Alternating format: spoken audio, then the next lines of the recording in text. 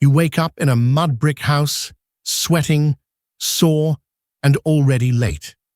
There's no alarm clock, just the sun smacking you in the face through a hole in the wall. You're not a pharaoh, or a noble, or even a guy with sandals. You're a laborer, and it's pyramid season. You haven't had breakfast unless you count stale barley bread and something pretending to be beer. You tie a rope around your waist, start pulling a 2-ton rock, and try not to throw up from the heat. A scribe nearby is yelling something about deadlines, and you're thinking, who even asked for a triangle this big? While you're breaking your back, the pharaoh's chilling in the palace, being fanned by 6 people, 2 cats, and possibly a god. He's convinced he needs a pyramid big enough to touch the stars. Not for science, not for fun, but just so he looks cooler in the afterlife. And when you're not hauling rocks, you're farming, kinda. Except this year, the Nile didn't flood properly. The crops, toast, your stomach, empty. But surprise, the tax collector still shows up. Hello, sir. I see you're starving. Can I have 40% of your grain? Dinner's a family event. And by event, I mean sharing 1 onion and praying it doesn't kill you.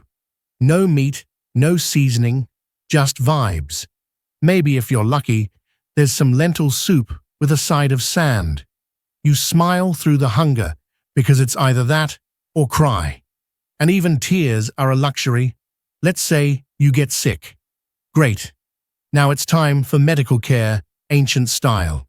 Your doctor might say, "You've got a headache. Here, let me put a dead mouse on your forehead and chant at you." Modern problems, ancient non-solutions. Get into a dispute. Hope you're rich, because justice in ancient Egypt was basically, how many goats can you bribe me with? Rich guy stole your cow? Tough luck.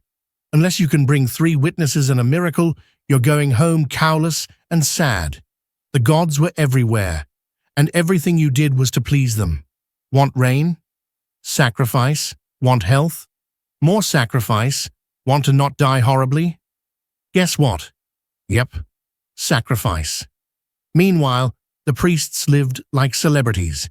Big temples, free food, soft robes, and total control over your destiny. You, just hoping your offering of 5 dates and a stick impresses someone up there.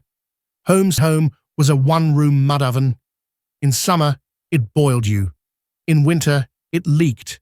No toilets, no beds, just straw mats, insects, and that one uncle who smells like old fish. Want privacy? Build a pyramid and get buried in it. That's the only time you'll have a room to yourself. Oh, and if the pharaoh got bored, guess who's going to war? That's right, you. 1 minute you're farming, next minute you're in Syria with a stick, facing guys with real weapons. Your armor, hope, your weapon, splinters. And your backup plan, cry and run. If you made it through all that, congratulations. Now you die. But wait, you're not done. In the afterlife, your heart gets weighed against a feather. If your heart is too heavy from all your sins, or complaining about carrying giant rocks, you get eaten by a demon with the body of a lion, head of a crocodile, and attitude of your angry boss. So yeah, ancient Egypt had amazing art, powerful gods, and incredible architecture. But life for the average person, let's just say it was less walk like an Egyptian and more suffer like one. So next time someone says they wish they lived back then, ask them if they'd enjoy 14-hour shifts in the desert, toe infections, bad bread, and the occasional demon crocodile.